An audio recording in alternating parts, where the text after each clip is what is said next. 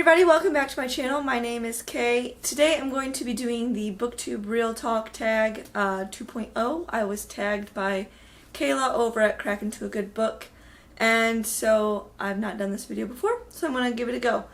This is the first video that I've ever been actually tagged for, so that's kind of exciting. I'm going to just jump right in. So the first question is, if you could give yourself one piece of advice when you started making videos, what would it be?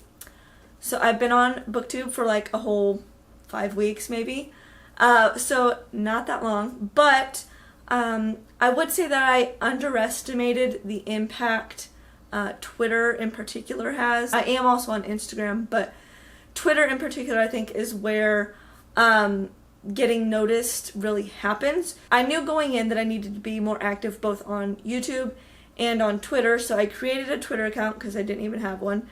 And started trying to be, more of an active viewer on YouTube videos. And then once I started my channel, kind of posting on Twitter a bit. But I think that my inexperience with Twitter, my lack of experience and lack of motivation on social media, kind of in general throughout my entire adult life, it's all kind of hindered the growth of my channel, I feel like, a little bit, because there are so many BookTube channels out there, and even in like the niche genre of just adult sci-fi and fantasy, which is where I kind of reside, I feel like it's really hard to kind of get noticed and for people to find your stuff if you are not actively like pushing your content. And even up till now, I haven't been like posting links to my videos when I upload a new video on Twitter, and I need to be doing that. I only recently linked my YouTube, like my YouTube link on my Instagram page, things like that, so I need to do a better job of that. I think that would probably help my channel grow more than it has. I mean, I've been on here for just over a month, and I have 60 subscribers, which is more than I thought I would ever get, because honestly, that's just kind of how things go for me. I like want to do something or whatever, and it's just like, yeah, it never really takes off. It never really does super well. So I'm happy for the 60 subscribers that I do have, and but at the same time, it's like I know I could be doing better as far as channel growth goes if I were more active on Twitter. So that's something that I would like to tell myself when I first started, is like, hey, make sure you're linking every video onto your Twitter, and make sure you're doing better about commenting on people's tweets and things like that. And it's just stuff that I'm not super good at doing. I don't always think to do them. I am trying to do a bit better, but it would have been nice to know that kind of from the get-go.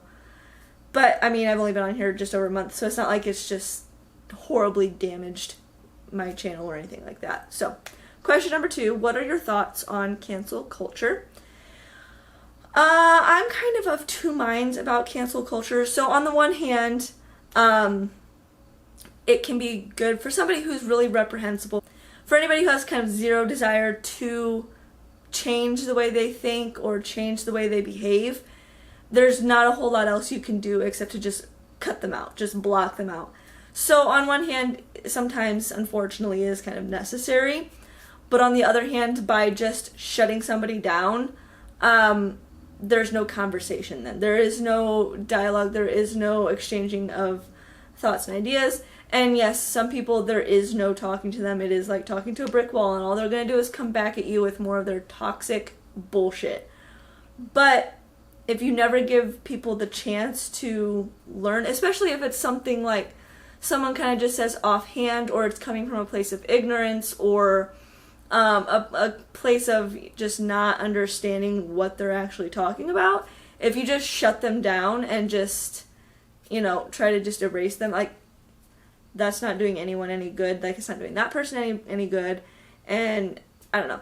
So I'm kind of I see both sides of it. Sometimes I think it is probably necessary, and then other times it's like it's not actually the best course of action to deal with people. So I kind of see both sides of it. Next question is, do you consider BookTube to be a welcoming community? I personally have not had any negative interactions as far as BookTube goes. I've not had any negative comments. I don't think I've had any like downvotes or anything like that. On Twitter, I haven't had anything negative from anyone, and I haven't really seen it. But I don't watch a large volume of videos, simply because I find it a little difficult to find content that is in the kind of niche genre that I enjoy. A lot of what's out there is there is a lot of like YA and things that I just don't tend to read. So I don't have a broad experience of BookTube as a whole. I don't interact with a ton of people on BookTube, so I can't really say one way or the other, like, is the community at large a welcoming place? But the community that I've experienced, the kind of the small corner of BookTube that I have, been around in, seems to be very welcoming. Everyone's been super nice. You have people that larger channels will do shout outs for smaller channels, and there's stuff over on Twitter all the time, like threads going for, find small BookTube channels, and, hey, this person's getting really close to like a milestone subscriber count, let's push them over the top, things like that. And that seems to be really nice, and so I don't have anything personally bad that I can say, or, any bad experiences that I can go off of as far as BookTube goes. But I'm sure there are, as in every community, I'm sure there are some bad apples. I think that BookTube, kind of by and large as a whole, is a welcoming place.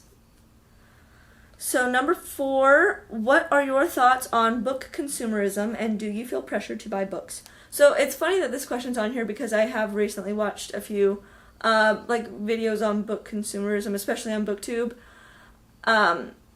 As for the second part of the question, I'll just get that out of the way. No, at no point do I ever feel pressured to buy books. I'm not the type of person to succumb to a lot of peer pressure. I never have been, even as like a teenager. I did not let what other people were doing make me feel pressured to do things. In fact, it usually has the opposite effect. If someone's like, you should do this, I'm more likely to say like, no, go away. Like, leave me alone. Which is how the hype train goes. I don't typically jump on those. If I see a book or whatever being hyped and hyped and hyped, I am less likely to read it because now it's just overhyped and it's oversaturated, and I don't want anything to do with it. That's just my nature, I guess. But so no, I don't feel pressured to buy books, but I can see how people do, because on BookTube you get a lot of bookshelf tours, hauls, unhauls, unboxings, and it's kind of pushed as like this exciting thing. And Sam over at Thoughts on Tomes was talking about BookCon, I think, one of the conventions, and she was talking about how it's the publishers create this frenzy to get these arcs and things, and you have people just kind of going nuts because they've kind of like, oh, there's only a limited amount, hurry, you gotta get over here, and creating this like frenzy and this unpleasantness where people are almost like fighting over these books.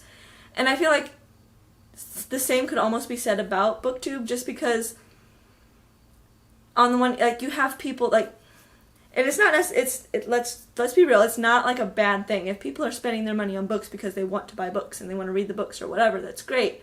It's just that the sheer volume of videos kind of glorify, like, oh, I have a 100 book haul, and it's like, why are you buying the books? Because 90% of the books you're not going to read, and you're just buying for the kind of the thrill of buying, which can be unhealthy, kind of financially.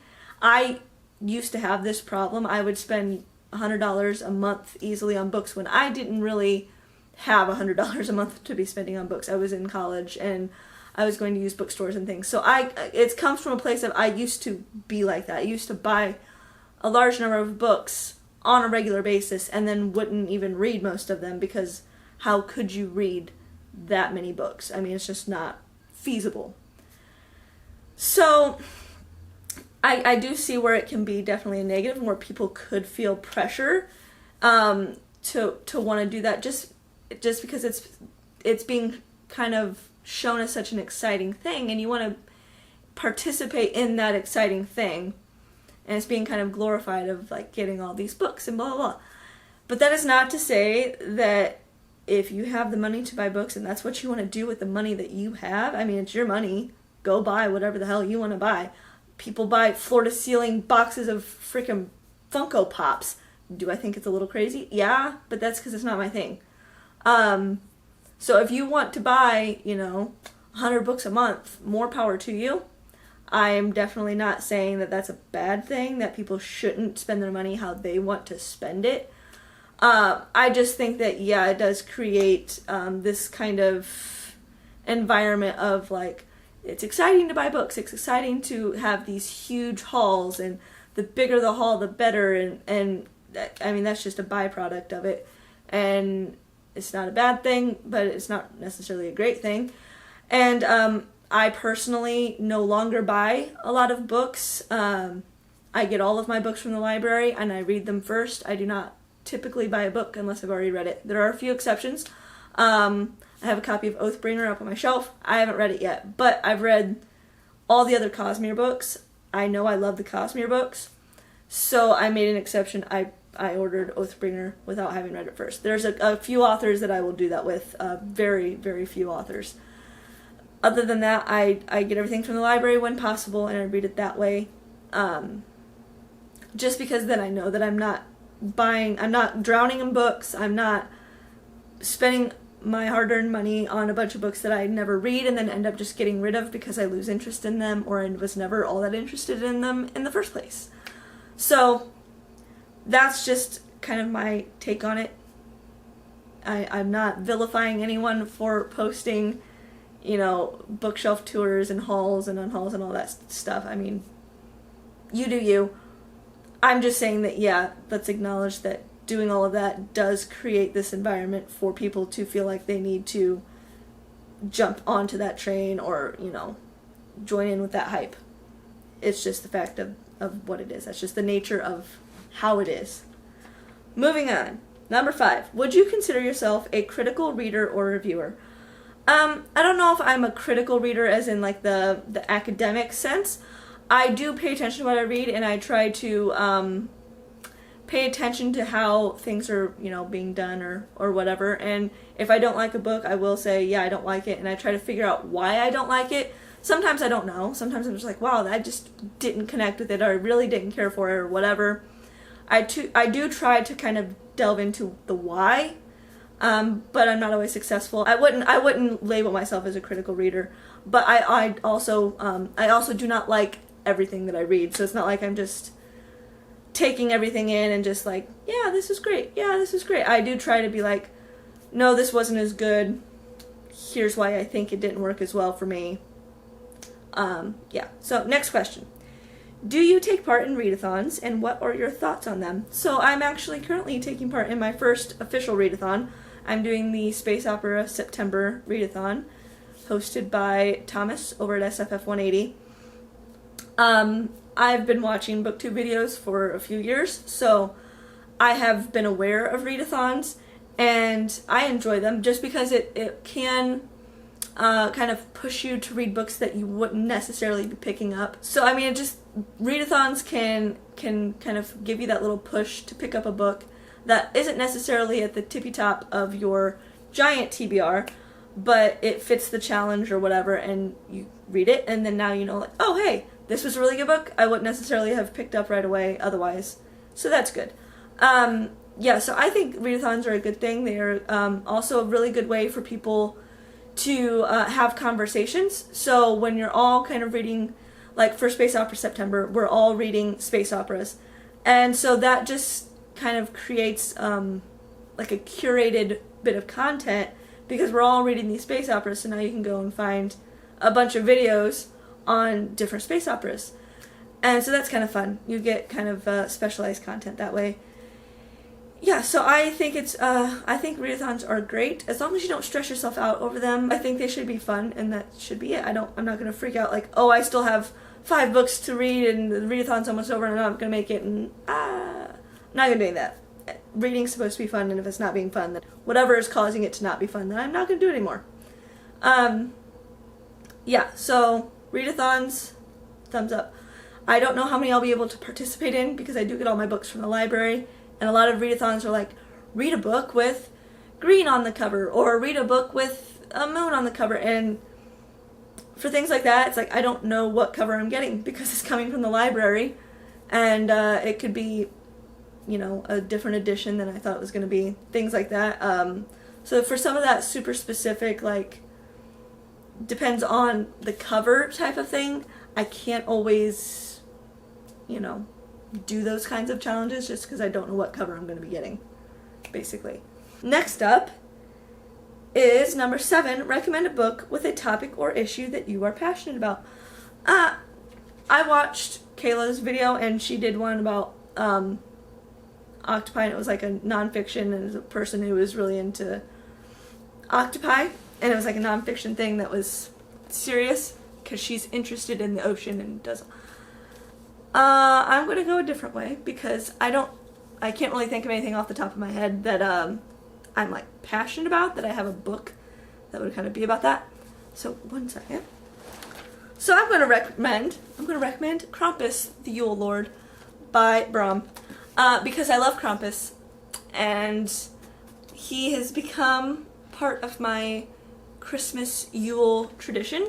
So I've bought some art, and I've taught my daughter about Krampus, and we leave a little piece of candy in her shoe out front around the winter solstice for Krampus, and then he leaves her chocolate coins in return. So yeah, this is a good book. It's kind of like a, I guess you could say it's like a dark fantasy, almost horror book about Krampus, and he is going after Santa for, I think, imprisoning him. I haven't read it. It's been a few years.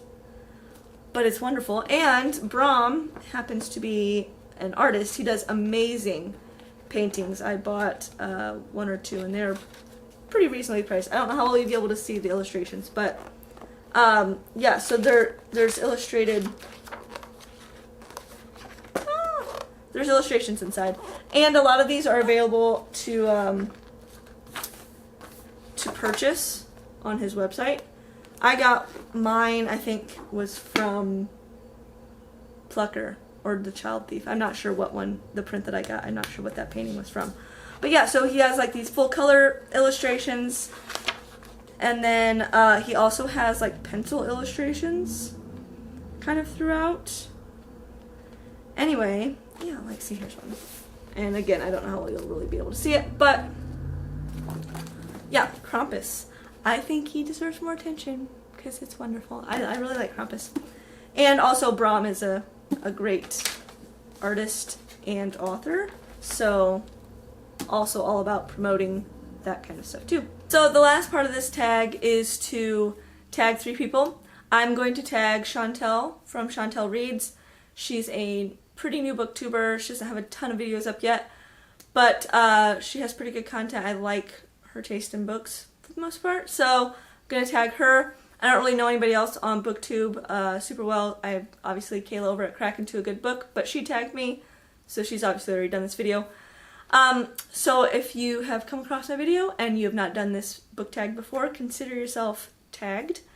So that's all I've got for today. Thanks for sticking around. Like and subscribe down below. Leave a comment if you have anything you want to say about any of my answers. And I'll see you guys next time. Bye!